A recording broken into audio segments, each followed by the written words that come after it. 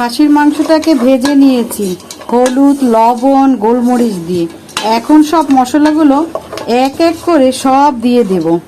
খাসির মাংসে মশলা নিয়েছি দারচিনি, কালো এলাচ, নর্মাল এলাচ, স্টার, লবঙ্গ, তেজপাতা। এখানে আমি 1 কেজি খাসির মাংসের জন্য 1 টেবিল চামচ আদা, 1 টেবিল চামচ রসুন, 2 টেবিল চামচ পেঁয়াজ নিয়েছি। চায়ের চামচে 1 চামচ গরম মশলা দিয়ে দিলাম। হলুদ দিয়ে দিচ্ছি।